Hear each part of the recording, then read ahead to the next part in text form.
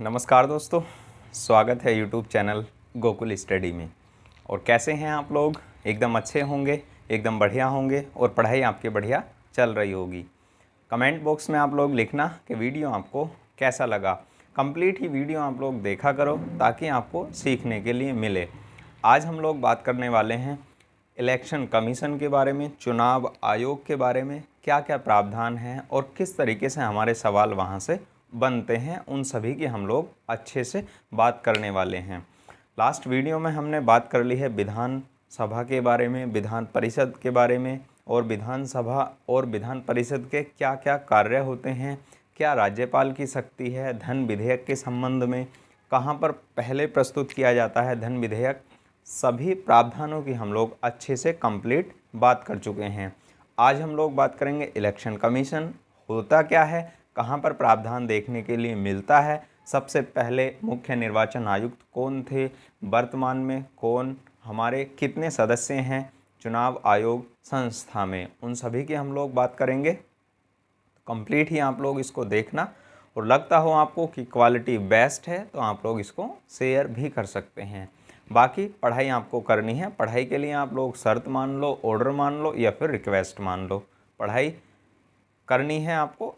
इसका कोई आपके पास अलग ऑप्शन नहीं है, सिलेक्शन लेना है आपको तो ध्यान देना। इलेक्शन कमीशन, और ऐसा कोई भी एग्ज़ाम नहीं है जहां इलेक्शन कमीशन के बारे में ना पूछा जाए, कोई ना कोई पॉइंट वहां पर पूछ ही लिया जाता है इलेक्शन कमीशन से। तो इसको अच्छे से आप लोग समझना। अब कमीशन की हम लोग बात कर लेंगे लगातार। एग्ज़ाम में जो पूछे जाने वाले हैं, चाहे एसआई का एग्ज़ाम हो या एसएससी का एग्ज़ाम हो, उन सभी में पूछे जाने वाले पॉइंट हैं ये जो अब हम लोग बात करने वाले हैं, और आगे के प्रावधानों की। तो इलेक्शन कमीशन या चुनाव आयोग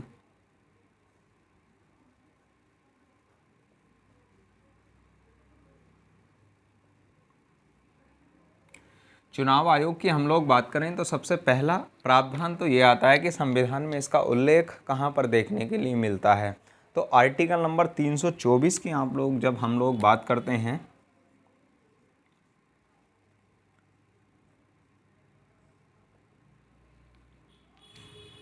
आर्टिकल 324 में प्रावधान देखने के लिए मिलता है किसका? इलेक्शन कमीशन का। तो आर्टिकल 324 में उल्लेखित किया गया है कि एक चुनाव आयोग होगा जिसमें एक मुख्य निर्वाचन आयुक्त के अलावा, जैसे मैं बात करूं यहाँ पर, वहाँ प्रावधान शुरुआत जब की गई थी चुनाव आयोग की, तो सबसे पहले चुनाव आयोग में केवल और केवल एक ही सदस्य होता था, और उसके बाद बाकी सारे सदस्य जो चुनाव करवाने में शामिल होते थे, वो अभी बात करेंगे हम लोग कौन कौन शामिल होते थे।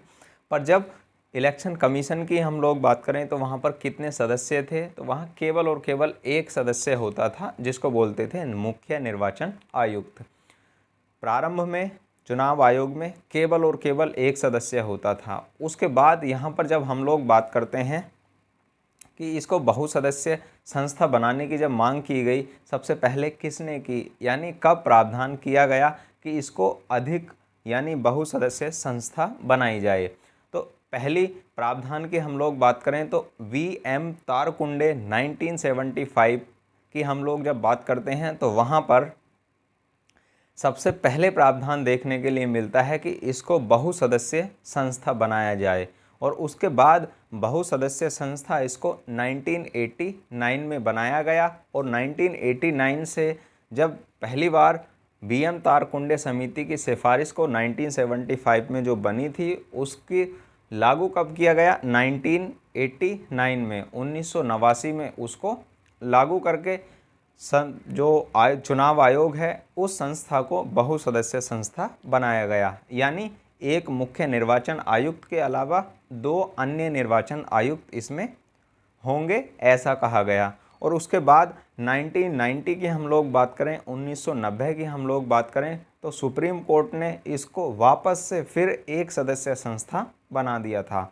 अब हम लोग वर्तमान की बात करें तो वर्तमान में इस समय अब 3 सदस्य हैं। इसमें एक मुख्य निर्वाचन आयुक्त है और 2 अन्य निर्वाचन आयुक्त हैं जो चुनाव आयोग में शामिल होते हैं। और उसके बाद हम लोग बात करें तो किसकी सिफारिश से ऐसा किया गया था?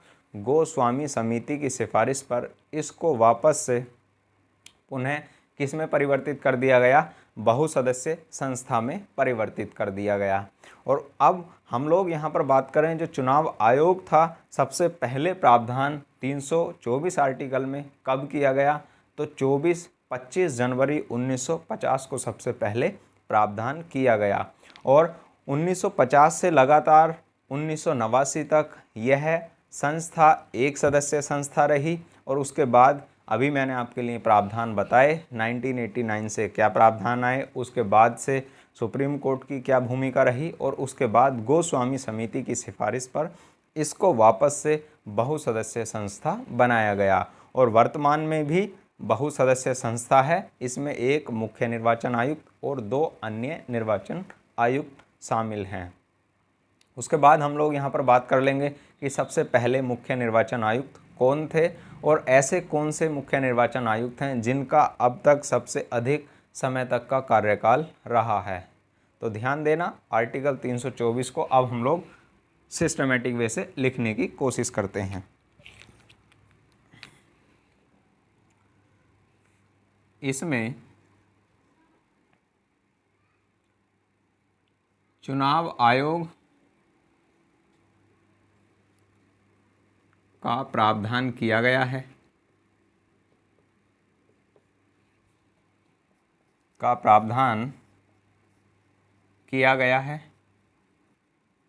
इसमें चुनाव आयोग का प्रावधान किया गया है।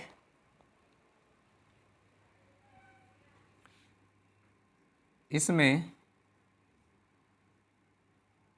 मुख्य निर्वाचन आयुक्त के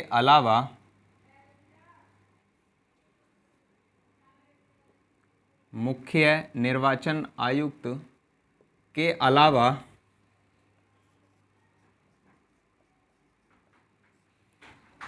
राष्ट्रपति द्वारा निर्धारित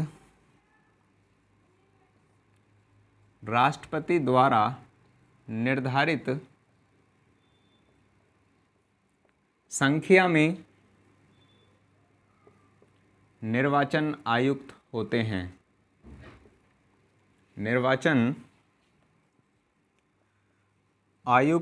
होते हैं। ऐसा प्रावधान यहाँ पर देखने के लिए मिलता है। यानी राष्ट्रपति निर्धारित करेंगे कि कितने सदस्य हों मुख्य निर्वाचन आयुक्त के अलावा। अगले पॉइंट की हम लोग यहाँ पर बात करते हैं कि राष्ट्रपति द्वारा निर्धारित संख्या में निर्वाचन आयुक्त हों।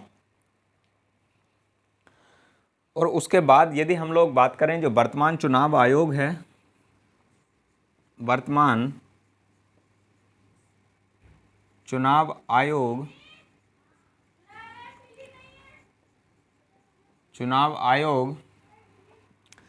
कब अस्तित्व में आया? अस्तित्व की हम लोग बात करें कि कब सबसे पहले प्रावधान इसका किया गया वर्तमान चुनाव आयोग का, तो 25 जनवरी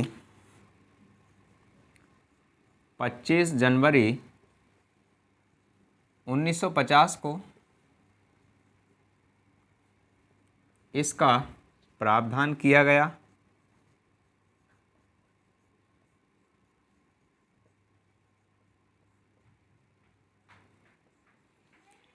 अब यहाँ पर हम लोग इसी के साथ बात कर लें कि सबसे पहले मुख्य निर्वाचन आयुक्त कौन थे।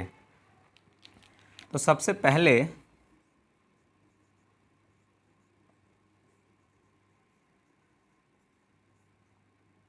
मुख्य निर्वाचन आयुक्त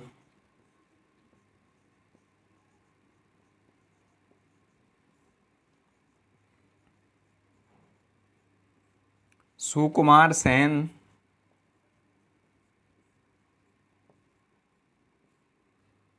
थे। यानी सबसे पहले मुख्य निर्वाचन आयुक्त कौन थे? सुकुमार सेन। और यदि हम लोग बात करें सबसे अधिक समय तक कार्यकाल किसका रहा, तो के सुंदरम, जो 9 वर्ष तक मुख्य निर्वाचन आयुक्त के रूप में उन्होंने कार्य किया था। तो पहले आप लोग इसका स्क्रीनशॉट लीजिए, फिर हम उस पॉइंट को लिखते हैं।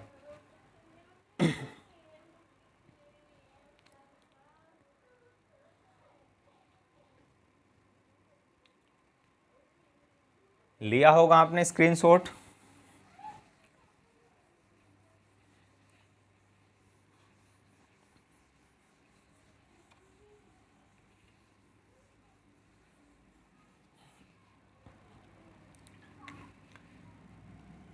के सुंदरम,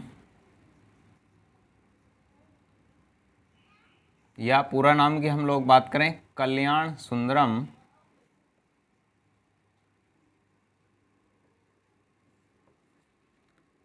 का कार्यकाल का मुख्य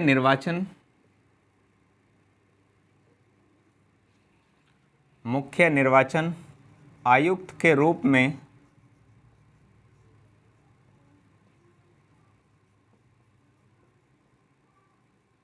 कार्यकाल 9 वर्ष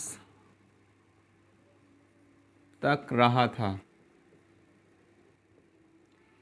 तो वहाँ पर यहाँ सबसे अधिक लंबे समय तक कार्यकाल के रूप में भी यहाँ देखने के लिए मिल जाता है। तो के सुंदरम या फिर कल्याण सुंदरम थे जो सबसे अधिक समय तक अपने पद पर रहे थे। उसके बाद यहाँ पर हम लोग बात करें, जैसे अभी मैंने आपको बताया कि कब इसको बहुसदस्यीय संस्था बनाया गया, कब से कब तक एक सदस्यीय संस्था थी और कब से कब तक बहुसदस्यीय संस्था थी। तो ध्यान देना, 1950 से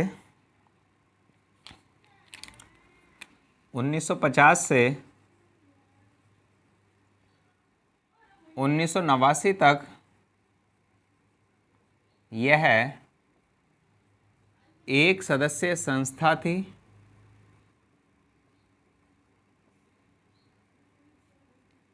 एक सदस्यीय संस्था थी। और कब इसकी सिफारिश की गई कि इसको बहुसदस्यीय संस्था बनाया जाए, यानी मुख्य निर्वाचन आयुक्त के अलावा अन्य निर्वाचन आयुक्त भी यहाँ पर शामिल हों। तो ध्यान देना, वीएम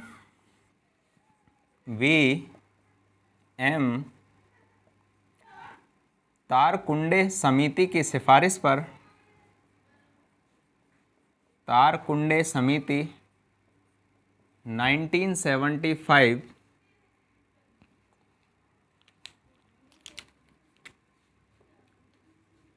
इस समिति की सिफारिश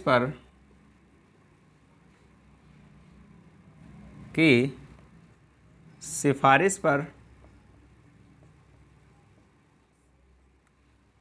इस समिति ने, ऐसे लिखो यहाँ पर, इस समिति ने सिफारिश करके इसको बहुसदस्यीय संस्था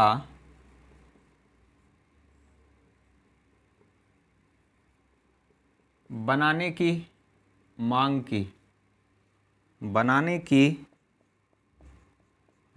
की, यानी कहा कि इसको बहुसदस्यीय संस्था बनाया जाए, मुख्य निर्वाचन आयुक्त के अलावा भी यहाँ पर क्या हों, अन्य निर्वाचन आयुक्त हों। और उसके बाद कब प्रावधान किया गया,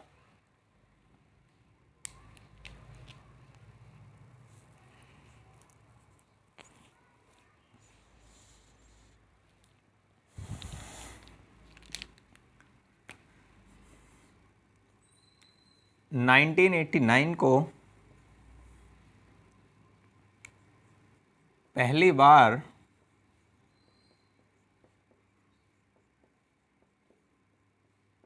आयोग को बहुसदस्यीय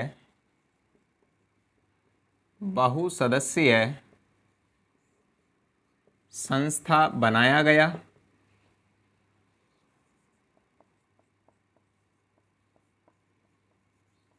बहुसदस्यीय संस्था बनाया गया। और उसके बाद हम लोग यहाँ पर बात करें, इसको 1990 में उच्चतम न्यायालय ने वापस से फिर एक सदस्यीय संस्था बना दिया।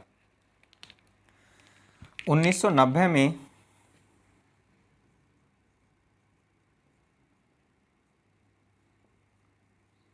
उच्चतम न्यायालय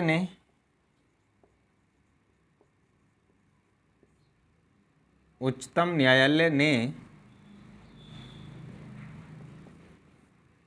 इसको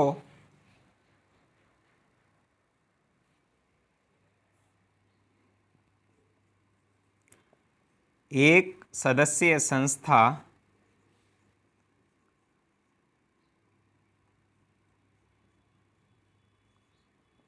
बनाने का आदेश दिया।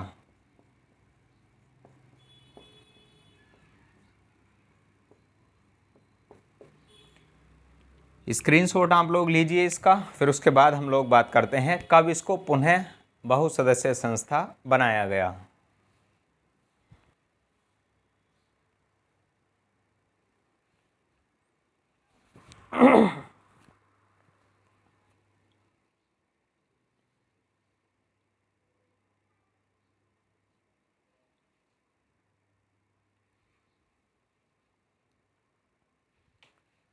लिया होगा आपने स्क्रीनशॉट।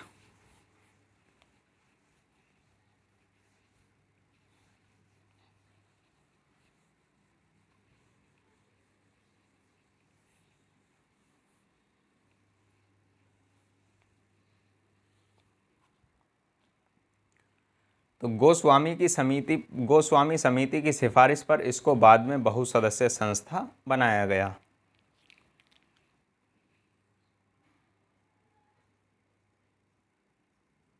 गोस्वामी समिति की सिफारिश पर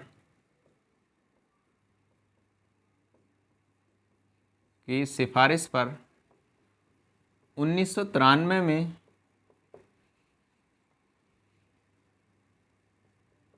इसको बहुसदस्यीय संस्था बनाया गया, जिसमें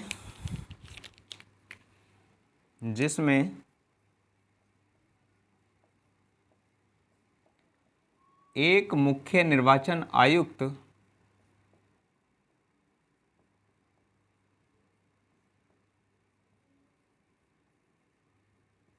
के अलावा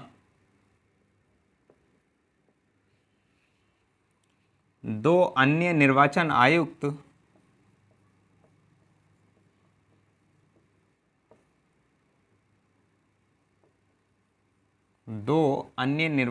आयुक्तों का प्रावधान किया गया।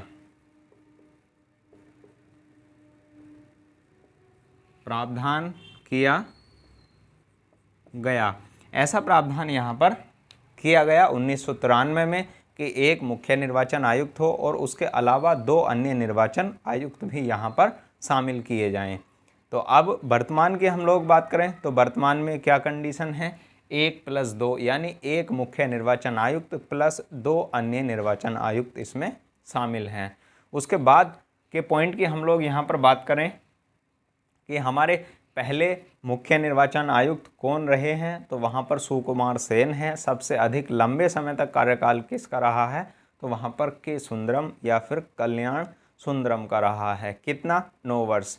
अब हम लोग यहाँ पर बात करें कि कोई महिला भी मुख्य निर्वाचन आयुक्त रही हैं, तो बिल्कुल BS रमा देवी पहली महिला मुख्य निर्वाचन आयुक्त रही थी। BS रमा देवी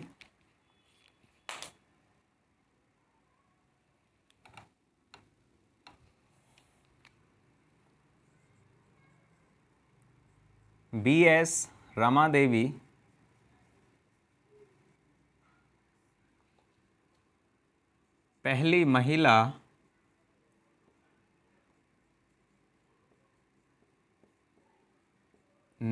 मुख्य निर्वाचन आयुक्त रही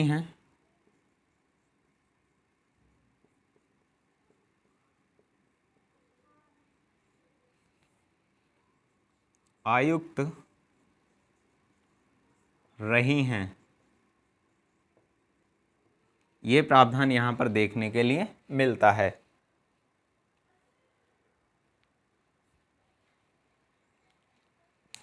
तो इसका स्क्रीनशॉट लीजिए आप लोग, फिर हम लोग बात करते हैं इनकी योग्यताओं के बारे में कि किसको बनाया जाएगा निर्वाचन आयुक्त या फिर मुख्य निर्वाचन आयुक्त।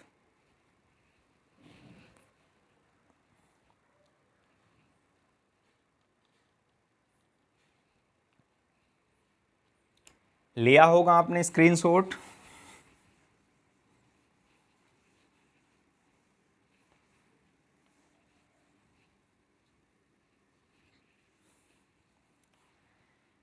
ये तो बात हो गई हमारी कि कहाँ पर प्रावधान है, कब क्या क्या इसके बारे में किया गया।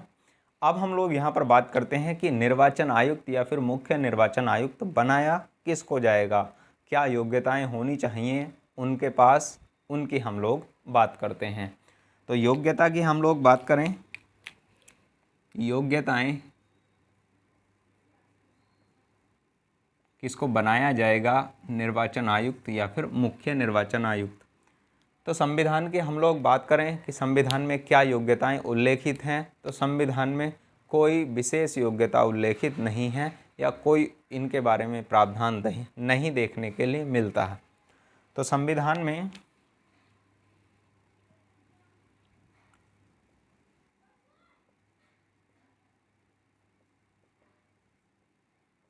इनकी योग्यताओं के बारे में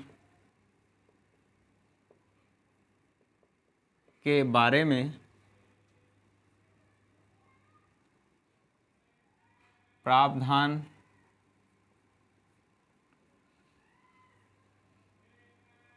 नहीं किया गया है,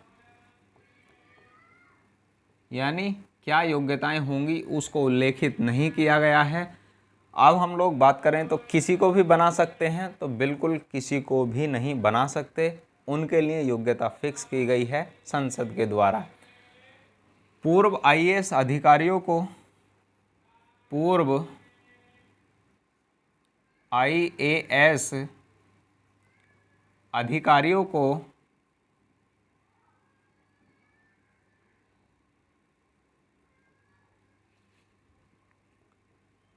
निर्वाचन आयुक्त बनाया जाता है, निर्वाचन आयुक्त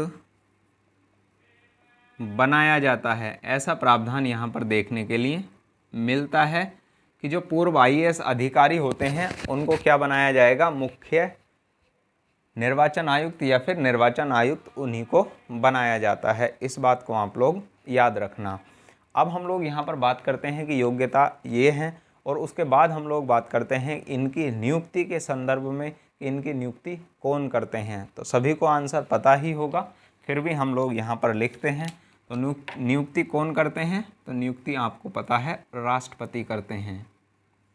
नियुक्ति की हम लोग बात करें तो इनकी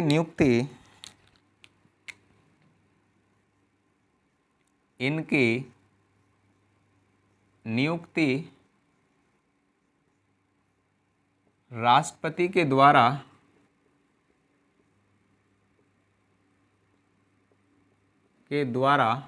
की जाती है।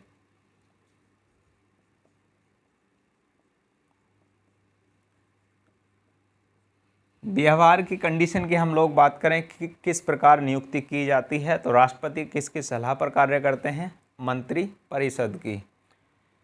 तो व्यवहार में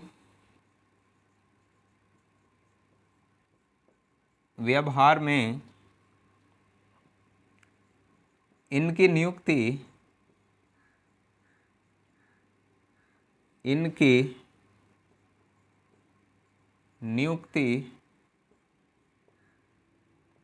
मंत्री परिषद की सिफारिश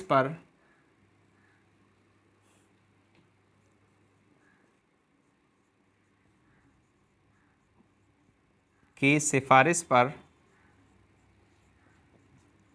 राष्ट्रपति द्वारा की जाती है।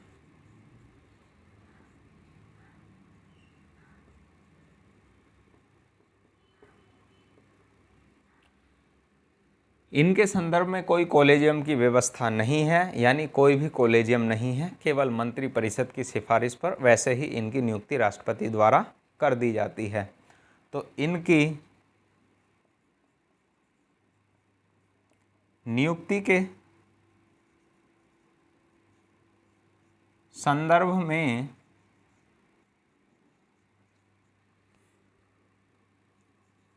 कोई कॉलेजियम नहीं है, कोई कॉलेजियम नहीं है। इस बात को आप लोग याद रखना और स्क्रीनशॉट आप लोग लीजिए। फिर हम लोग बात करते हैं अगले प्रावधान की।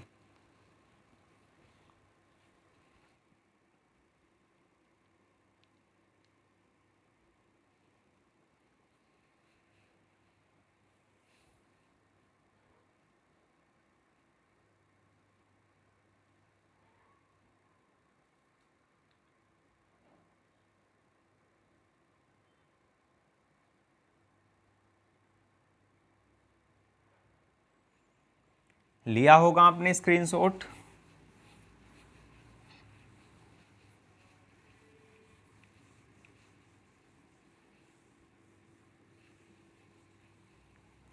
अब हम लोग बात करते हैं कार्यकाल की। इनका कितना कार्यकाल होता है।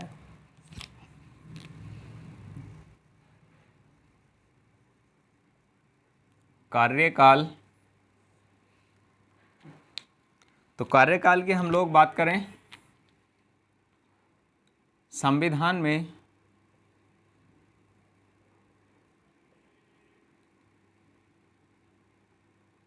उल्लेखित नहीं किया गया है।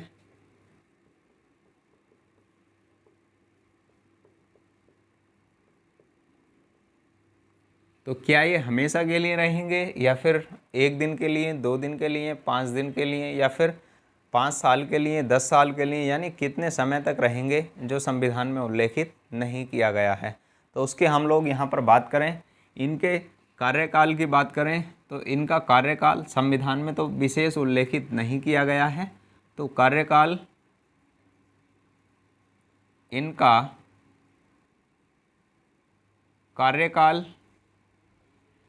6 वर्ष या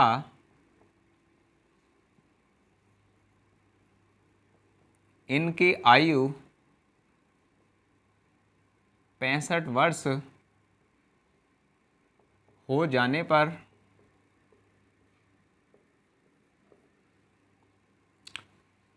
कार्यकाल पूर्ण होता है। या तो 6 वर्ष तक रहेंगे या फिर 65 वर्ष आयु हो जाने पर वह अपने पद पर रहेंगे। उसके बाद क्या हो जाएंगे, सेवानिवृत्त हो जाएंगे। ऐसा प्रावधान देखने के लिए मिलता है कार्यकाल के संबंध में।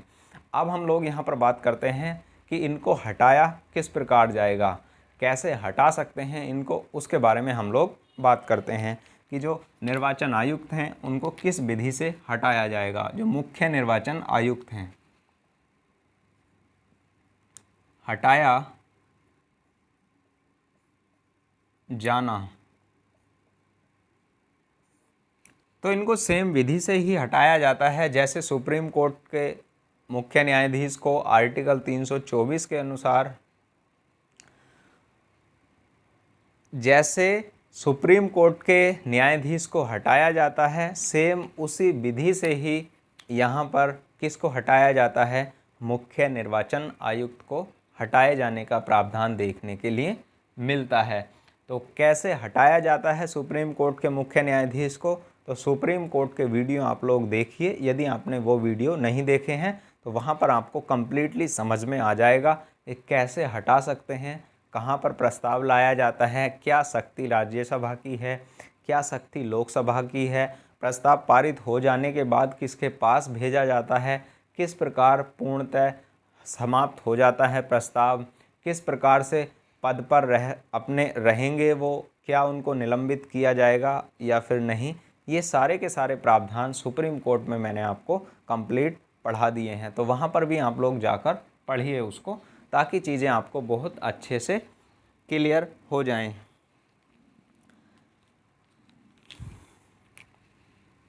तो क्या प्रावधान है हटाए जाने के संबंध में, अनुच्छेद 324 के अनुसार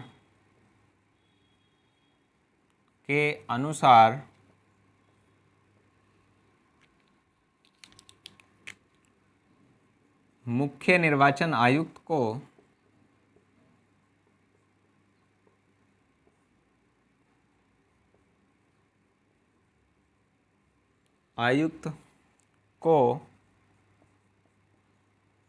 उसी विधि से हटाया जाता है,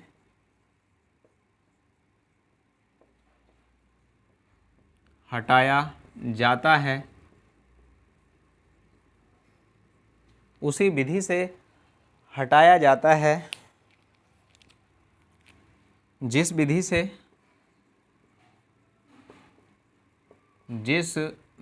से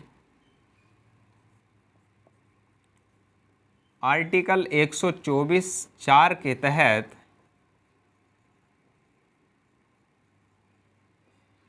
के तहत मुख्य न्यायाधीश को हटाया जाता है, मुख्य न्यायाधीश को हटाया जाता है।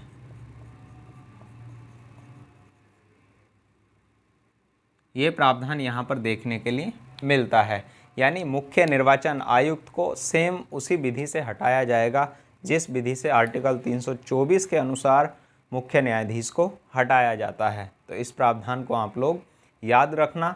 और जब अब हम लोग बात करते हैं कि जो मुख्य निर्वाचन आयुक्त के अलावा अन्य निर्वाचन आयुक्तों को हटाना है तो किस विधि से हटाया जाएगा, उसकी हम लोग बात करें तो पहले आप लोग इसका स्क्रीनशॉट लीजिए, फिर हम बात करते हैं उस प्रावधान की।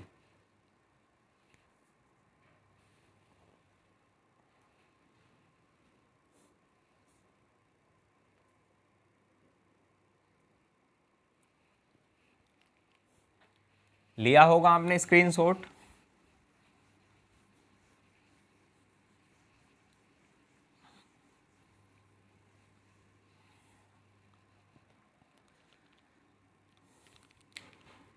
तो अनुच्छेद 324 में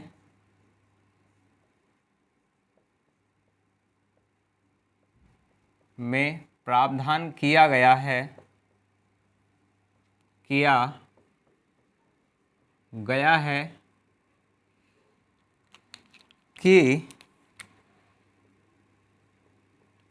अन्य निर्वाचन आयुक्तों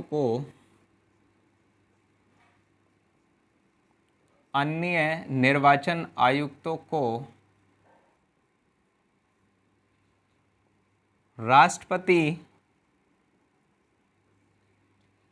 मुख्य निर्वाचन आयुक्त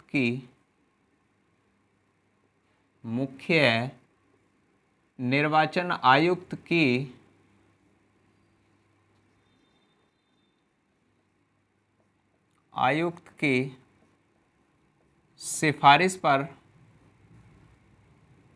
हटाते हैं।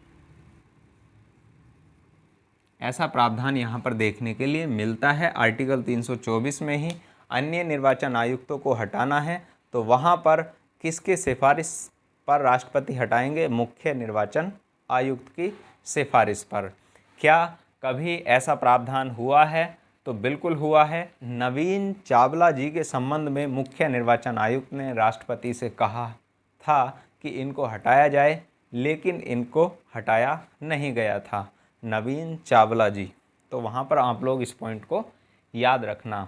और अगले पॉइंट की हम लोग यहाँ पर बात करें तो आर्टिकल 324 में ये प्रावधान देखने के लिए मिलता है।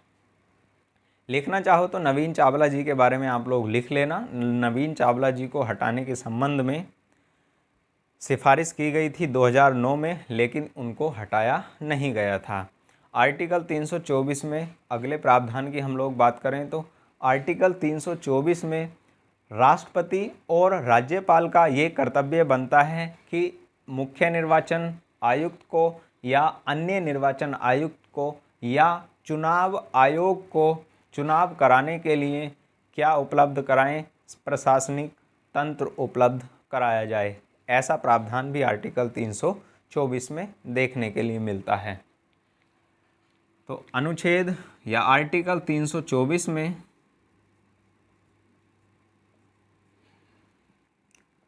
राष्ट्रपति तथा राज्यपाल का ये कर्तव्य है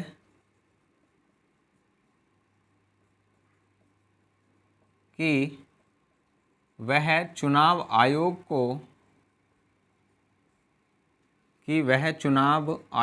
को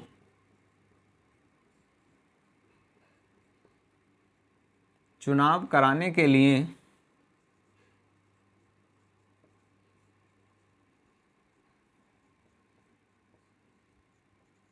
प्रशासनिक तंत्र उपलब्ध कराएं।